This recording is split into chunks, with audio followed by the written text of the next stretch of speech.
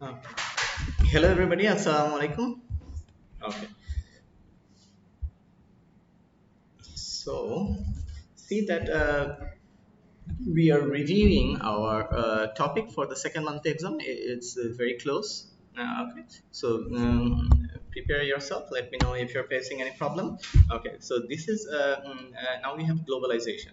So globalization means like the growing integration of the world economy. Okay, so this means that we are depending on other countries, and not only depending, we are interdependent. That means we are interdepending with on each other. Okay, so that's the situation. Okay, so okay, so next to what we have here is that as a look all around you, you'll find so many foreign goods and services all around you. Okay, like see that you are studying British curriculum.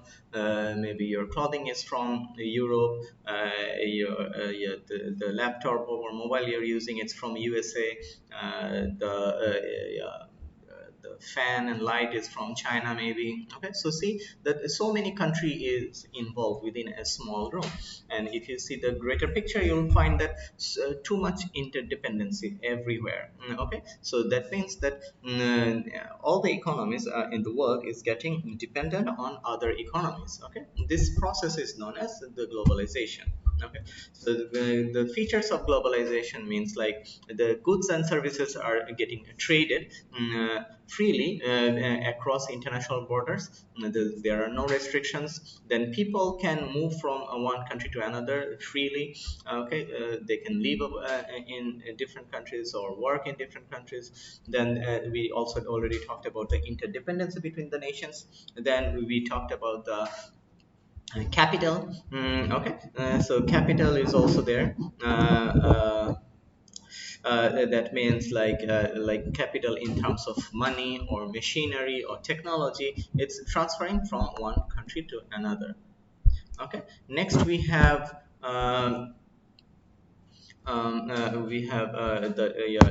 transfer of technology we discussed. Okay, so next we have reasons of globalization. So why globalization is taking place? So one of the main reason is the development in the technology, and then also we have the development in the international transport network. Then we have deregulation. And then that means rules and regulation are becoming weaker. Then for many countries, mostly the multinational companies, what they're doing that they're saying that their home market is getting saturated. Okay, the number of customers are not increasing because almost everybody is buying their products. So if they want to increase the production, then they definitely need to go for international market. Okay, so these are the reasons. Then in the next chapter, we talked about multinationals. Multinational companies are the large firms which are yeah, working in the yeah, which are working in what the more than one countries. They're trading in more than one countries. They're only selling in more than one country. They also have operating facilities in more than one country, right? Okay, so that means they can easily transfer their goods and services in different countries, and also they have representatives or office or factories or shops in different countries. Okay. Okay. So next is the reasons for the existence of the multinational company. So economies of scale means like there are a large number of production, right? So because of this large number of production, what's happening? They're producing for the whole world, right? So what's happening that because of this increase in yeah, production, they are able to reduce their average cost. If you can remember the formula of equation for average cost, it was average cost equals to total cost divided by the total output. So see that if you think mathematically even if the if you can increase the production, then what will happen? There will be a fall in average cost. Okay. Next we have marketing. And that means this multinational company also have marketing superiority. They have strong brands, and these strong successful brands can be used in more than one country. Okay. Uh, okay. So next we have marketing. So we were talking about the marketing superiority. Okay, so this marketing superiority will lead to a strong brand and everything. Okay. Okay. So next we have technical and financial superiority. Okay, that means the technological upgradation is there. So we are this multinational company has the access to huge amount of money, huge amount of finance, and with that finance they can do research and development, and they can also afford the most sophisticated, advanced, latest technology, right?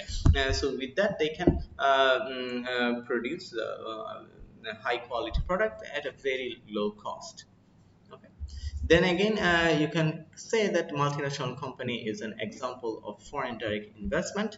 Okay, so it means that like when this foreign direct investment, that means there are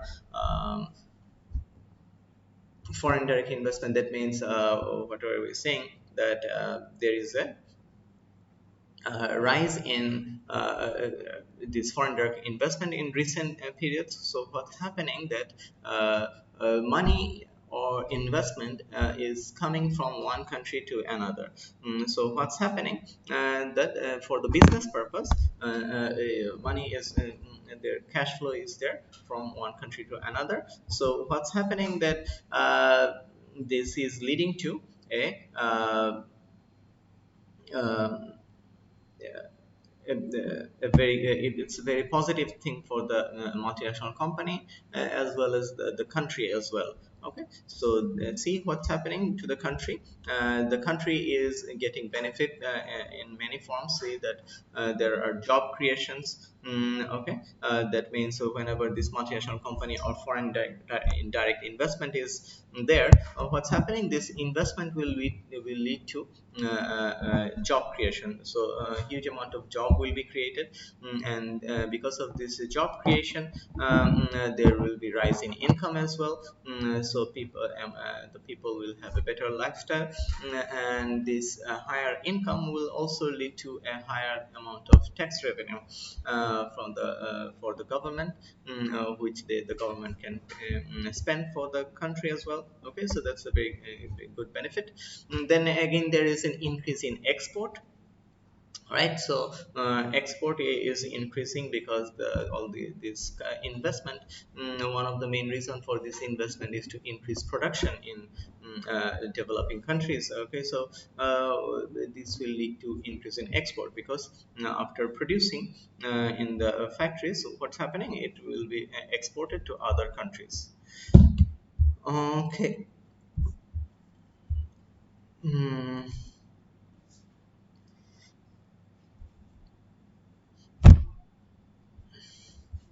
Okay, then okay. So see, and what else we have? These multinational companies or this foreign direct investment is also bringing the latest technology. Okay, so latest technology is there to this will support the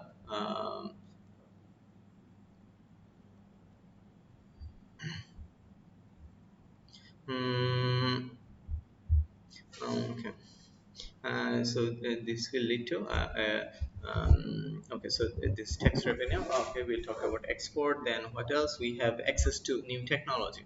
Okay, so the new technology is also getting to our country because when this multinational company or these foreign firms are bringing technology for the aid of their production, what's happening that there will be this technology will be used by the country as well, because the host country will get the benefit, because this technology will be used by not only by the multinational companies or foreign firms, the local firms, and everyone will get the benefit as well. Then we have improved in training and education. So this training and education will um,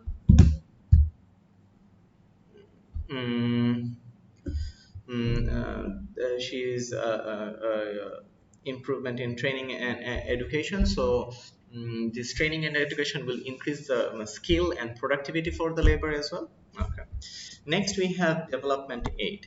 So development aid means like assistance. Okay, so there will be lots of assistance. Why? Because this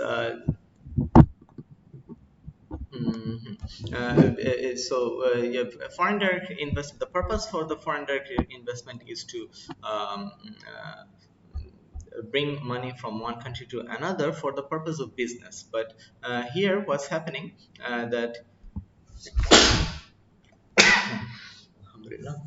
Okay, sorry. Okay, so what's happening that okay, so development. The purpose of the development aid is assistance or helping other country. Okay, so that's the situation over here. Okay, unlike foreign direct investment, the purpose of the foreign direct investment was to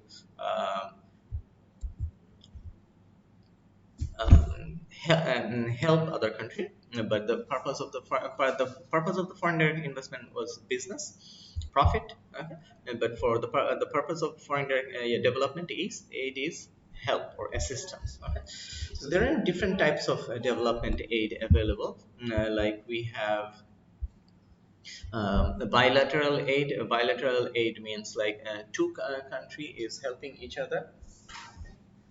Uh, and next we have multilateral aid. Multilateral aid means like yeah, more than one country. That means the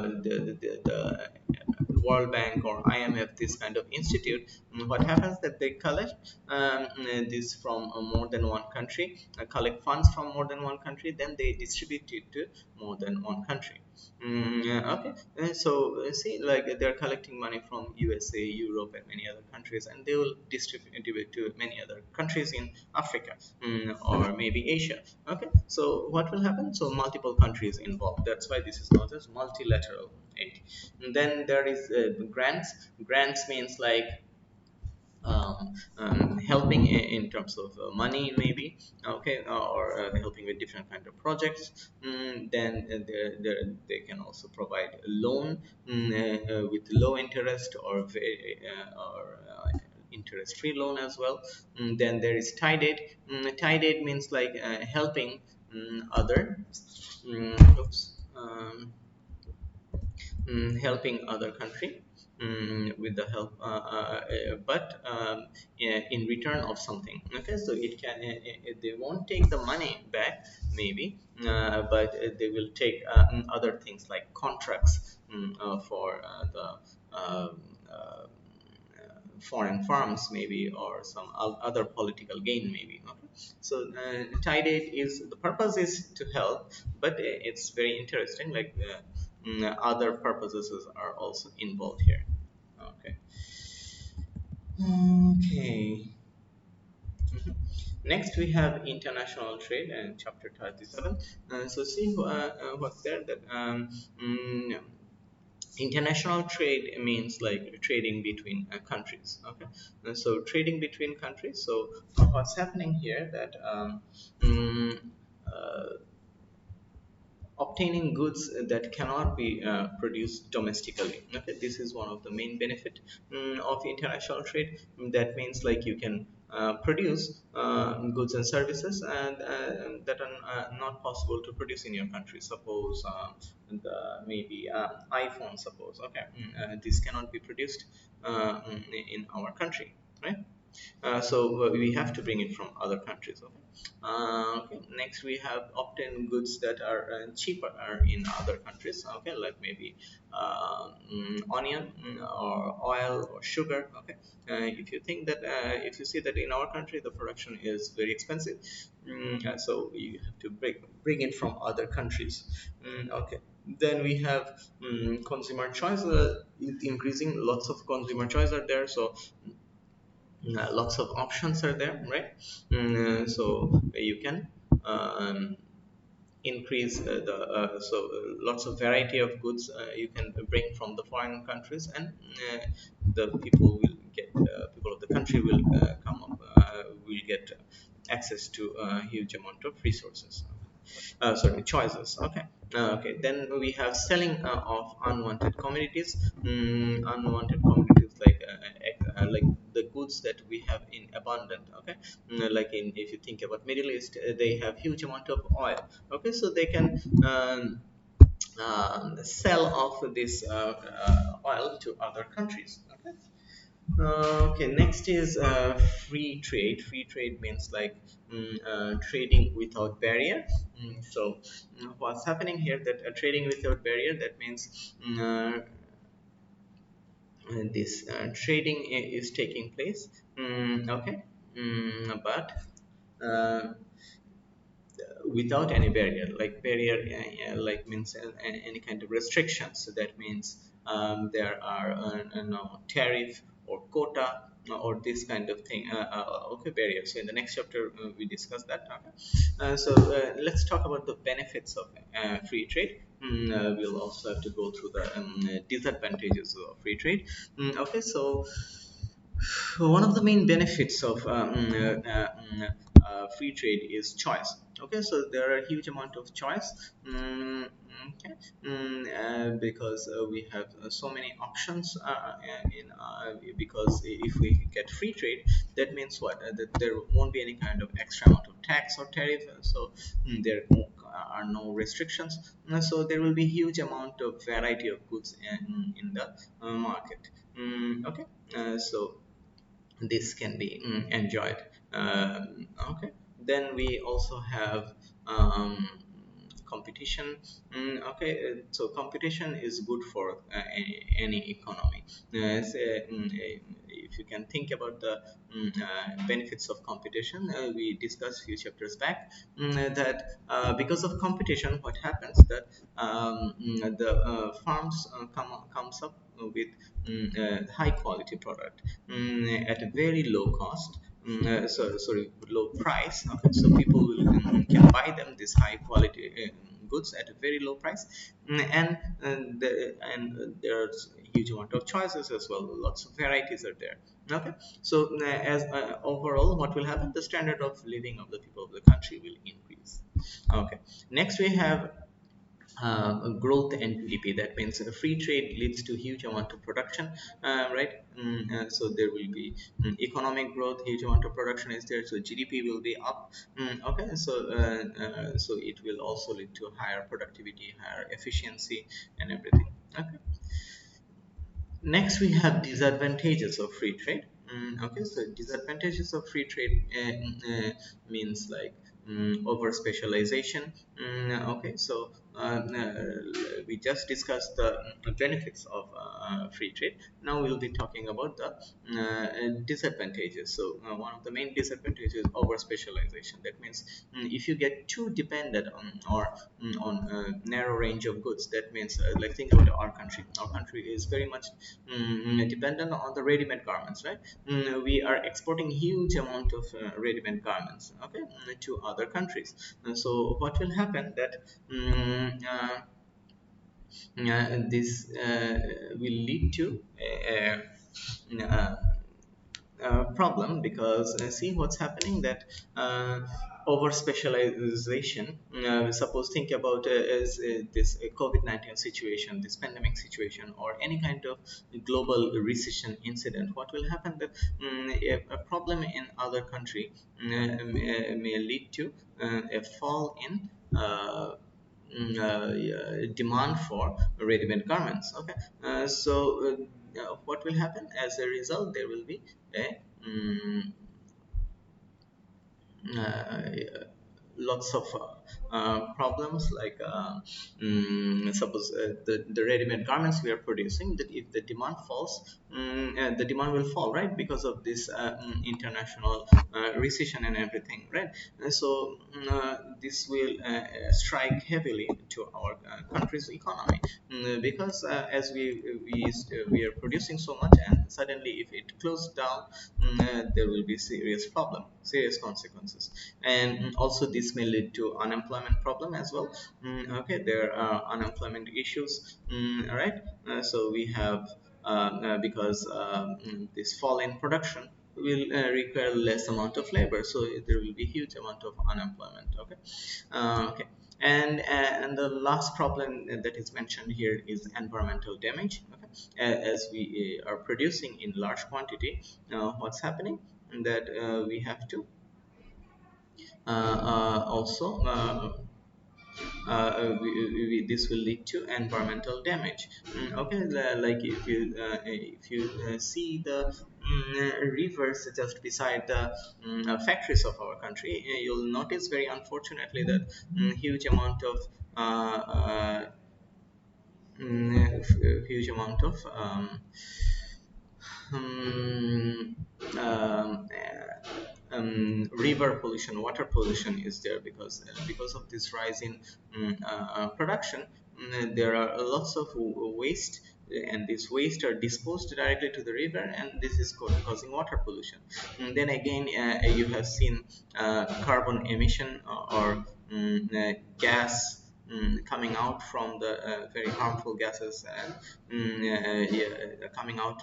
Then also you have seen the problems of global warming because of this production. This world has becoming a hotter place, right? And it's melting the yeah what rivers and everything. Sorry, melting the icebergs. Okay, so that's a problem. Okay, of environmental damage. Okay. Okay, we have a question over here from Sayara Mahmoud Rishita. Okay, the definition of deregulation. Can I write it from Google? Yes, you can always write it from Google, but let me write one definition over here. Okay. Okay, so deregulation means the deregulation is the um, fall in restrictions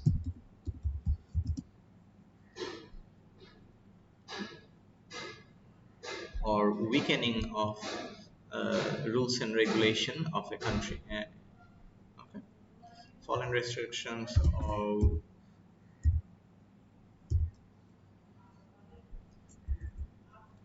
um,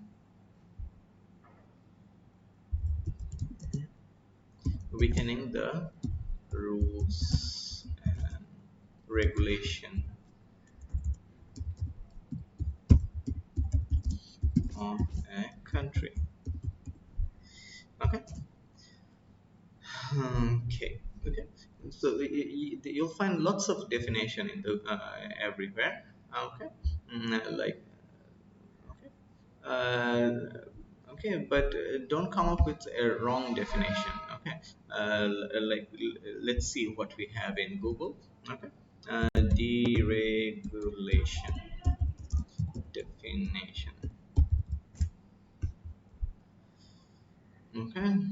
The removal of regulation of restrictions, especially in a particular industry. Okay, this is okay. Then I think this is a better definition. Deregulation is the process of removing or reducing state regulations. Okay, this is another very good definition. Okay.